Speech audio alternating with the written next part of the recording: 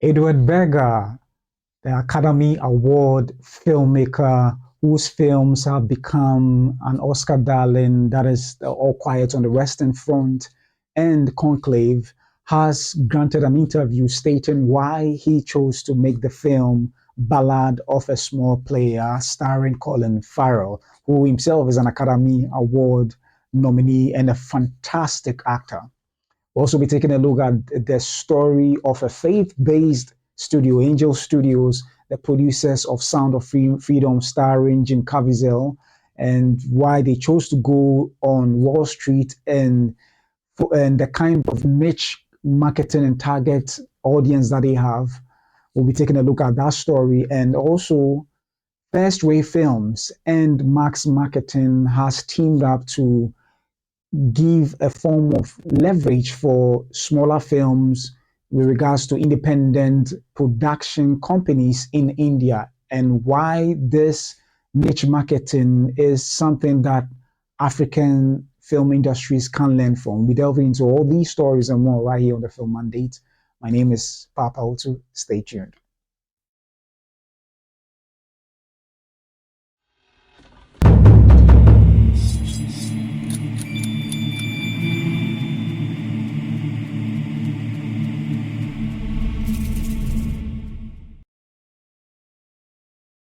Hello and welcome back to the Film Mandate, where I bring to you movie news, reviews, and reactions, both from the African front and the international scene.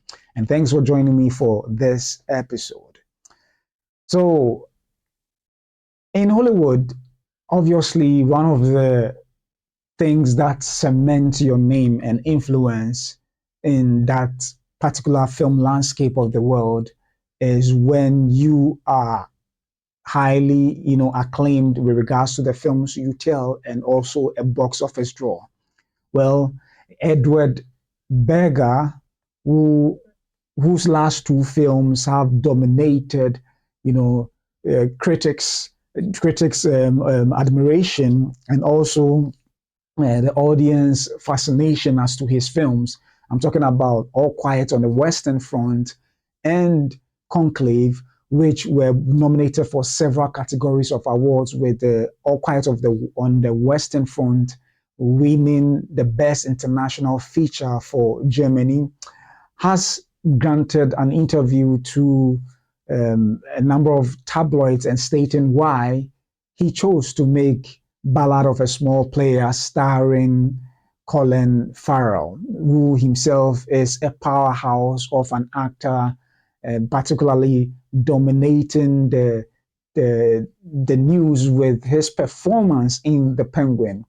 Well, this film is quite a unique take on what the Edward Berger himself will call it, similar to what he's experiencing now, filled with several options and abundance to make choices from.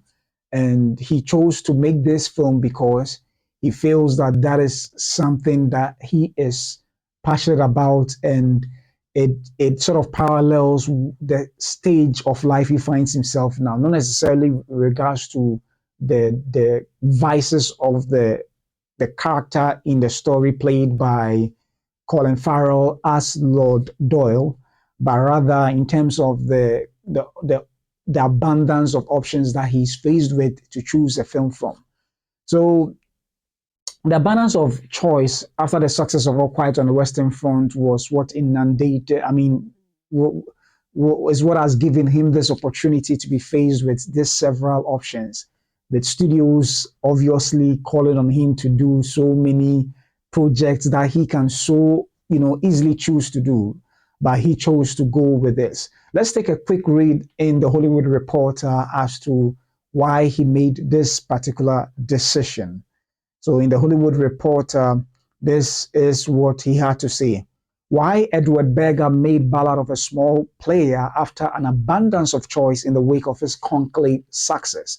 The Oscar-winning director discusses approaching Colin Farrell for the film as the two met in a London sauna, and why he described the Macau set feature as a pop opera. So that's him in your shorts giving an embrace to Colin Farrell at a TIFF premium. Edward Berger's on quite a role and he knows it. The Swiss Austrian filmmaker and an Oscar winner for his 2022 World War One movie, or Quiet on the Western Front, has racked up some real A-listers since finding himself on the receiving end of awards acclaim. You will likely know him as the director behind the hit Vatican drama Conclave with Ralph Fiennes, which took in $128 million at the global box office and 8 Academy Award nominations, including Best Picture, and won Peter Strothan Best Screenplay earlier this year. His next movie, The Riders, is set to kick off shooting in February with another Hollywood heavyweight, Brad Pitt. I don't want to be analytical about my life, Berger begins, but if I look at All Quiet and Conclave, they brought about a world of abundance and lack and opportunities. Lord Doyle is in a similar situation.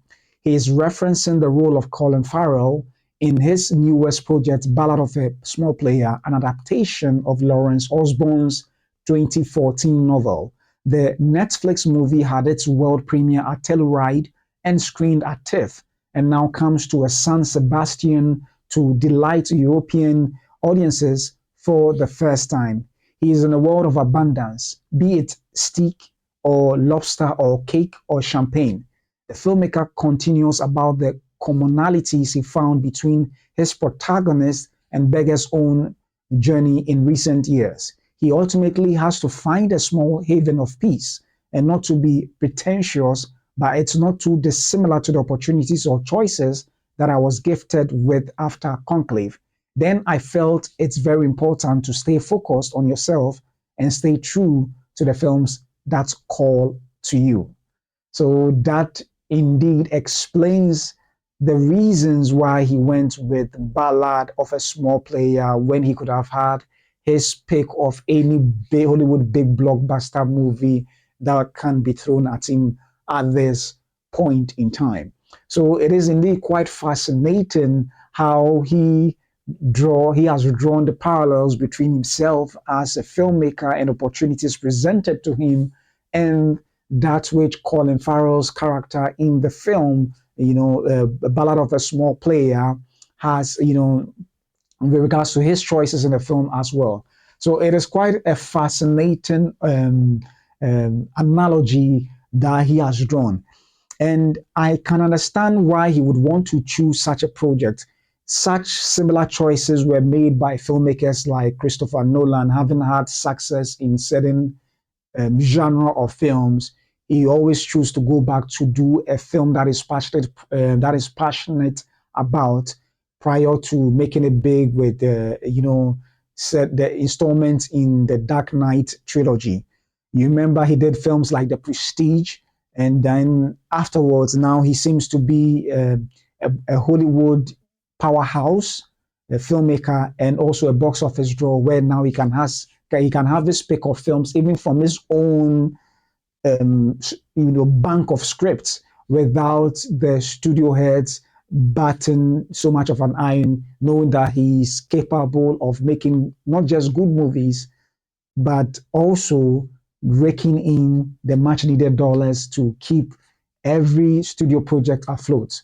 So seeing the what he's doing now, I can understand the kind of mindset where there's this saying in Hollywood: you do one for the studio. Once it's very successful and very impactful for the studio, you can use that chip as a leverage to do one that you are really passionate about, which might not necessarily be a financial draw. All the same, you would want to make sure that you break even so that the studio will keep on supporting you, if not even making the money back. With regards to being a critical acclaim, that can keep your name in the good books of executives in Hollywood.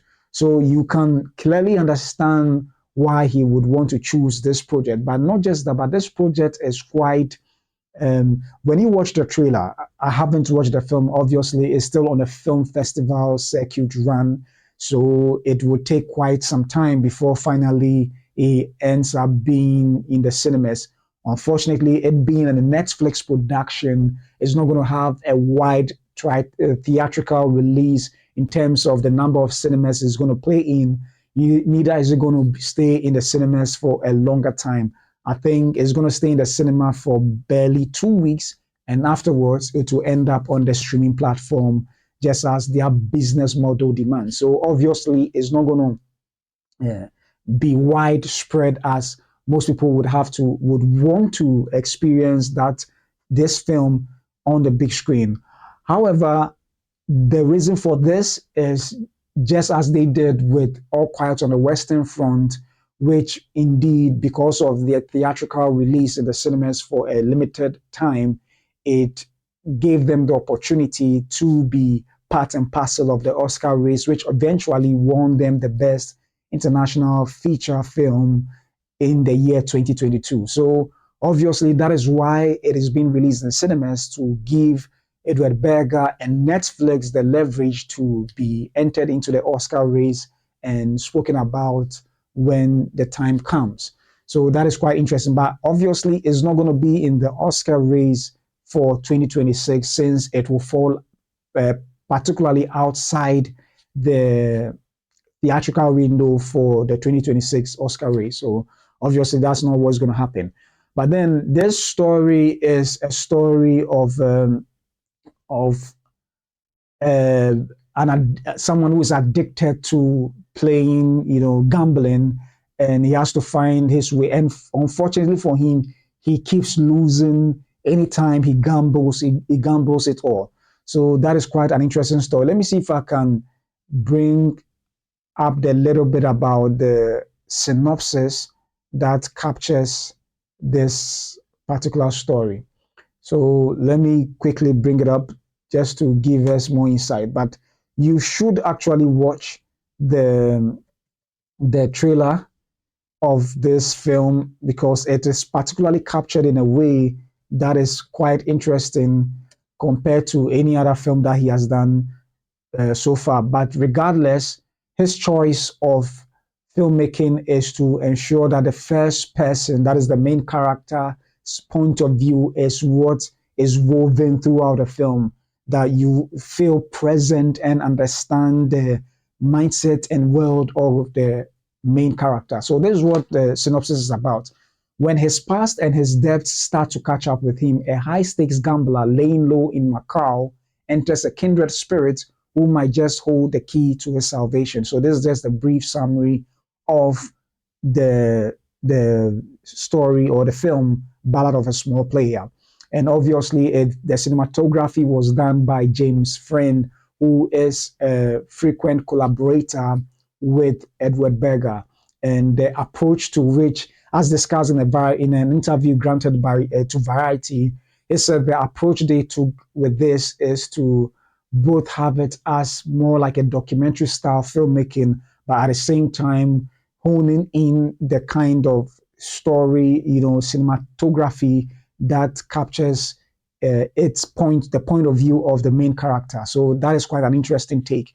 In the trailer itself, when you watch it, with the choice of shots taken and the kind of music used, and the kind of I would say even lighting for the entire film, is quite fascinating, which is a stark contrast to the, just as Edward Berger would say, a mathematical calculation of how Conclave was made.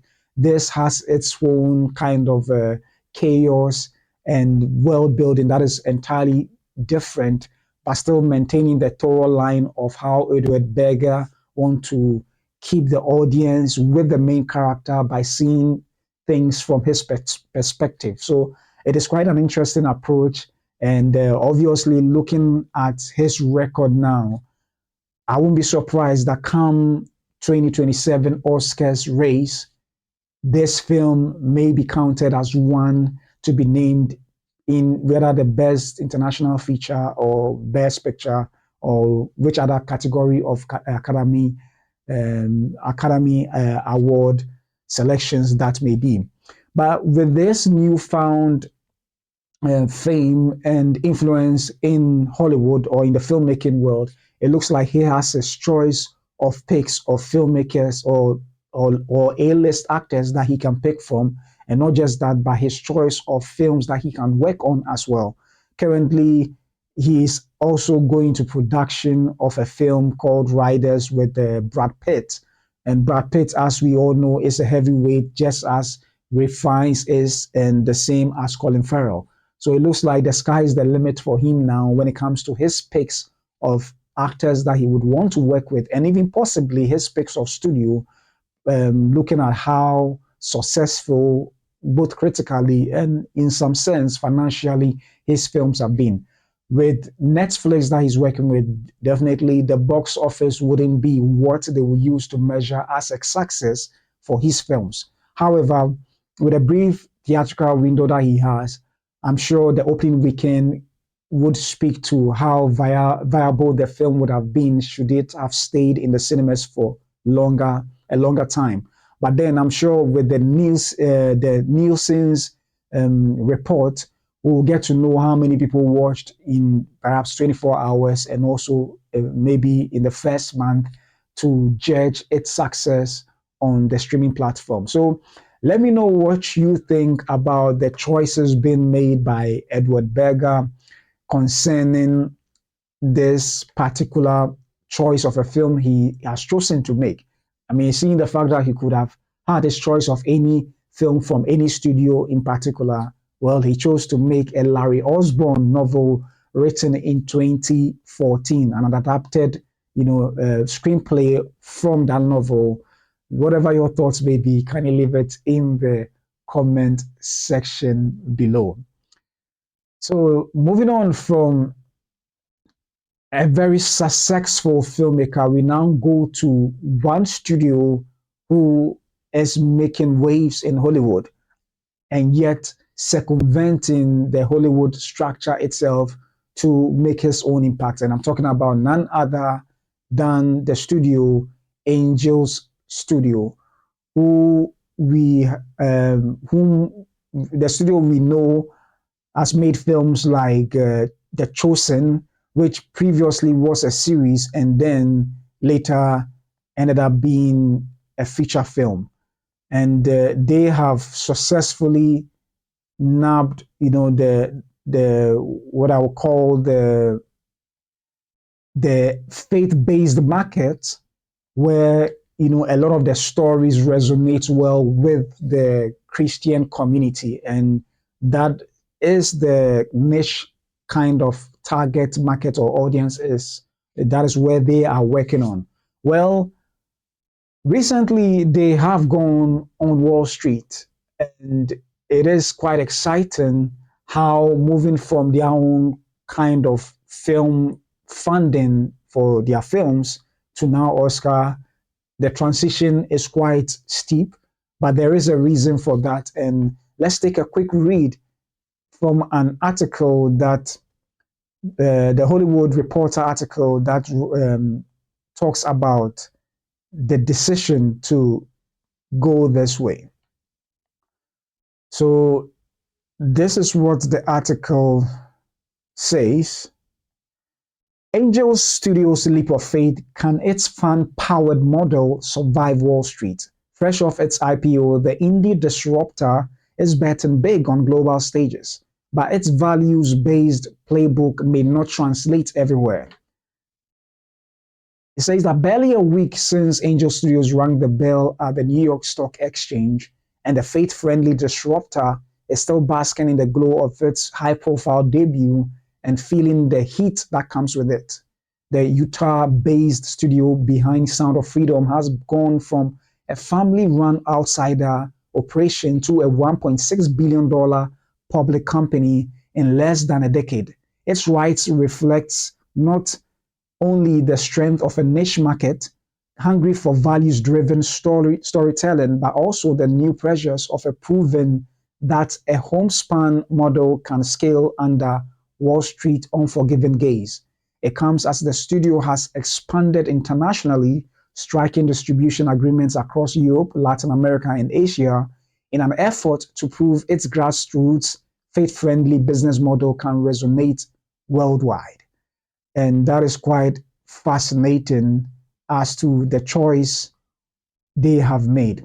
And obviously, every studio, just as the main studios have now, are on Wall Street with a lot of people buying shares into the companies that produce the films that exist today, in terms of the big studio blockbuster films. And I think it is indeed a notable effort that they have embarked on, seeing that the audience that they are likely to attract is quite huge on a large scale, provided the stories being told resonate with the larger going Christian audience. And so it is indeed a good initiative that they have taken.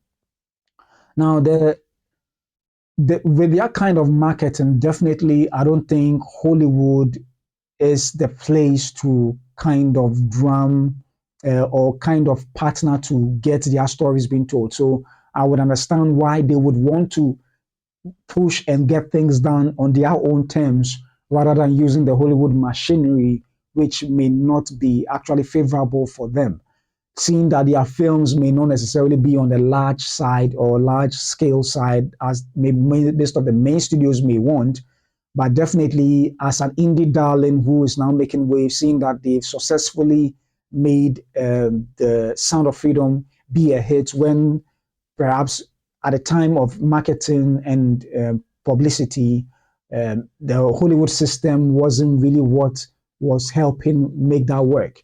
So it is indeed an interesting adaptation. I mean, the adaptation of a strategy to help them reach a larger audience than they already have. And then, however, Wall Street wouldn't be as easy as the kind of system they have put in place. Currently, what they have in place is a guild, what they call the Angel Guild, of about 1.5 million members who, one way or the other, help in decision making as to what films to produce. And then, with that, they use their money to actually support or crowdfund it to make that happen. And already the company, which started as a family business, rang the bell at the New York Stock Exchange quite recently, and they have grown the company into a public company to the tune of $1.6 billion. So, and this company has been in existence, if I'm not mistaken, for barely a decade. So it is quite a success that they have nabbed, even though currently reports has it that they have not necessarily turned a profit yet, as they have incurred a debt of $55 million. But I think with regards to that, compared to other studios, this is actually nothing too big to really be afraid, because I'm sure they have a playbook and they are carefully running it out. Even reports has it that, looking at the kind of average per movie that they have in terms of box office returns, it is said that even the studio is actually so the studio is actually even much more successful than into A24, and the Angels releases averages around $34.7 million per title that they have made, and which outpaces their indie rivals of A24. So that is quite a massive success, seeing that A24 have consistently been making hits after hits, and I think they have been in the system quite longer than Angel Studios have, and so for them to be nabbing this success is quite a good it's a big win for them, even though monetarily they still haven't turned out a profit yet. However, they still have a lineup of potentially successful films coming up. And I'm sure when that is done right or marketed right, it may be able to help them offset the cost of $55 million to make the Wall Street market investors to be calm and relaxed with regards to their decisions going forward. However, their kind of decision making, as I've already stated, is quite unusual compared to how perhaps Hollywood actually go about making their business. So it is not the person at the top that decides as to what films will be made, but with the guild members of 1.5 million people and possibly still numbering, they sort of use that basis as a test, as already proven test, potential audience before the movie is made, which quote and unquote in a way it guarantees them of a potential successful market even before the movie is released, seeing that these members commit, they have more own money to make these films work. So that is quite an interesting business model that they have adapted for themselves. So they successfully made films of Sound of Freedom, which starred Jim Caviezel, and also The King of Kings, which happens to be a South Korean produced animated Bible story about the life of Jesus. And those films were quite successful. Seeing that, I think the Sound of Freedom made an amount of $250 million, and The King of Kings made $70 million worldwide. So that is quite an interesting win for them. So looking at that kind of business model, I'm sure the Wall Street will demand something more predictable than the business model that they are operating with. And definitely every company that ends up on the Wall Street market, it's expected to have an upward growth in terms of profit. So that is what I'm sure they will be they will be under the keen eye or microscope of the Wall Street market to ensure that their business model is favorable for the investments that they are getting from people from all over the world. So that is something that I'm sure is going to cause quite a shakeup as to what they have as a business model now. And I'm sure they would also be doing their best to ensure that this system is a verifiable working model that would still persist over time. And I'm sure if they're able to prove that over a couple of films, Wall Street then may be confident enough, and maybe even this business model that they have could be an example for others to follow as well. So all depend on whether they will be able to prove it without a shadow of doubt, based on what they will be able to build on project per project basis. So that is something I'm hoping that they can be able to achieve, to give something refreshing for even film studios from all over the world, even Africa, to learn from. So that is quite a fascinating approach that they are going about it. With regards to the main Hollywood system, it has to do with bankrolling projects from major institutions. And yes, when you're also part of the Wall Street system where your company has gone public, definitely it will be from selling of shares to get enough funding to run the company and also to invest in the productions that you do. So their approach is quite a stark contrast to what Hollywood is doing, even though it has almost a similar tenets to both sides. So the question we have to ask ourselves now is whether the studio will be able to scale its niche community-driven approach to meet that quarterly earnings expected of a Wall Street, company. And that is one thing that we'll be looking at, whether that can be successful without alienating its core audience. So that is where they stand the risk that if they end up being perhaps what they don't want to be in the first place, but still went public with it, will they still have their audiences supporting them? That is when I talk about their audience in particular, the Angel Guild, who numbers 1.5 million and counting. Will they still have them supporting them? So that's a question we are yet to see in the coming years, if they are able to prove that they can balance what the demands of Wall Street is together with meeting the expectations of their guild. So that is quite an interesting approach. But let me know what you think, whether this business model being pioneered by Angel Studios can be successful. And if it cannot be successful, whatever your thoughts may be, kindly leave it in the comment section below. So with this, we move to our next story. While some studios or filmmakers are battling Wall Street, we now move to others who are solving the fundamental problem of marketing of small indie films, which is actually dominated by the big Hollywood or big blockbuster movies. And I'm talking about none other than the first Ray Films and Max Marketing, who are adapting a new strategy to help films of smaller, budgets to be able to compete, you know, confidently on the scale. As it stands now in the Indian market, with regards to this project they are embarking on, it looks like regardless of the budget of your film, you end up spending the same amount of money that other big bankrollers for their films spend. So it then sort of hampers your kind of bottom line in regards to profits and all that. So with regards to this, there's two companies have teamed up, that is First Ray Films and Max Marketing, to see how best they can creatively navigate the challenges of the market to give leverage to indie films with lower budgets than the bigger ones can afford.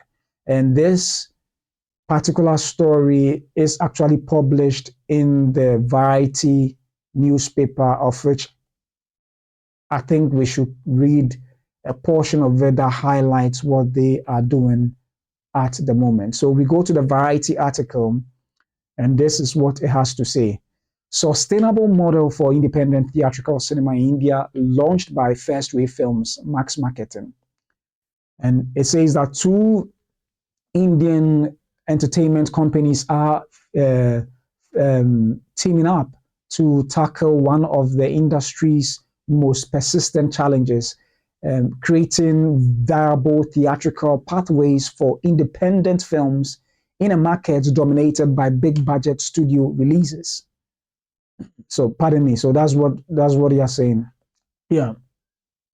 So it says that First Wave Films and Max Marketing have launched a strategic partnership that this week designed to develop more targeted distribution and marketing strategies for small and mid-budget productions, addressing what they see as systemic inequities in how films are promoted and released regardless of their actual budgets. So these are some of the major challenges being faced in India with regards to marketing across board. So obviously, this is a major challenge for small independent films who are trying to make do or break into the market with regards to their own budget. But in the system that they have operating there, it looks like that has been the bane for a lot of small films, perhaps who stands the chance of making it big in the market, but is hampered by the demands of that amount, which doesn't seem actually fair, seeing that big budget productions need to actually have a different, quota of a budget for their marketing as compared to a small film, which is literally struggling to even have enough to invest into its own production.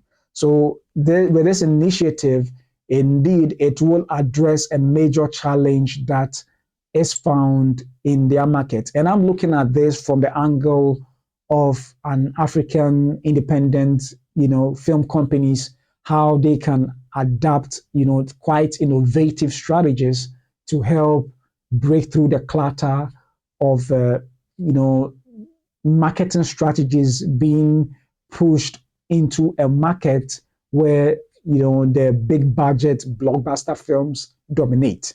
And since most of these advertisements are done online and sometimes, yes, within certain territories of the world on, streaming services and certain networks. So how can independent film companies like, as found in Africa can leverage this? Well, with what they have done is about understanding what the system, how unfair the system is to certain range of films and how that how they have found a solution by distancing itself. As a matter of fact, this particular strategy they are embarking on is now in they are testing it out. They've successfully been able to make, first rate films have been successful with three of their films that they have made. So I mean, and Max Marketing has been able to market some of these films successfully. So with First Ray Films being adept at producing quality films, teaming up with a successful marketing company, they have decided to try the next 6 months in making sure that this strategy is something that can really work in the Indian market and I'm sure also in the Asian market. So this is something that they are adapting for themselves. And for for the era we find ourselves in, when it comes to Africa in particular, maybe to be specific, Ghana, barely do you have enough money to even do your production, let alone have enough money to pump into marketing. So a lot of films end up being shelved because after the production is done, there isn't even enough money to go on a film festival circuit, let alone embark on film marketing. And that is a major challenge we are faced with in Africa. So definitely, we do not experience the same challenges as Indians are experiencing. As a matter of fact, it is literally an open market where, at the end of the day, if you shoot your film, provided you receive the necessary, verifications or approvals in terms of ratings and stuff, you are at liberty to market it the way you seem pleased. So it may start from billboards to promo activations where you have the what's it called, individuals drawn in merch of the film to embark on posters, flyers distribution, and getting the word of knowledge about the film out concerning a film coming in the cinemas. And that is where the challenge is. In a market like ours, there are so many proliferation of TV stations in terms of the traditional media, which makes it difficult to effectively promote your films to be seen by a wider audience. So if you want it to be seen by a wider audience, either you go for the very top, highly circulate or widely circulated film stations or TV stations to push your project out there, or you resort to covering a number of the TV stations which may be affordable to your pocket and may not be able to make the needed impact. However, when you go onto the internet as well to make the necessary promotion for your films, it may also be quite difficult seeing that you are not just competing among the local people that you find yourself in the same industry with, but you're also competing with the big major studios who are online, pushing, the algorithm to put their film promotions everywhere on the internet. So it is quite an interesting dichotomy when it comes to how we market our films to what the Indians are doing now. But I like the idea that they have identified the inequities in the system, what is not working for these independent films, and how they are determined to turn things around to make sure these films successfully launch out and get the needed attention it deserves. And I think with such fervor of determination that they are embarking on to make this particular thing work, I think it's the same thing that we should find ourselves doing, not just within countries, but crossing borders. And how that's going to happen, definitely, it has to come with intense capital investment. But in the absence of this capital investment, it looks like we have nothing else but then to always embark on this promo activation of films within the countries we find ourselves in, and then also promote it online. Currently, there are a number of marketing companies springing up. I think in Nigeria, there is a company that is coming up to help promote films on a wider scale to cinemas. Whereas you have more Ebony Life, Ebony Life on stream, also trying to push the agenda of putting African films on her streaming platform, which is indeed a good opportunity to have African films also screen. So there are several of these companies springing up, and hopefully, in due time, when things are properly networked, I'm sure we would be able to find a very sustainable business model with regards to marketing for independent films in Africa. And that is what we are hoping for. So kudos to First Ray Films and Max Marketing for coming up with this idea. And I hope that they succeed in this coming year so that we can learn more from them and see how best we can also incorporate such ideas successfully in the African market. So this is my last story for today's episode of the Film Mandate.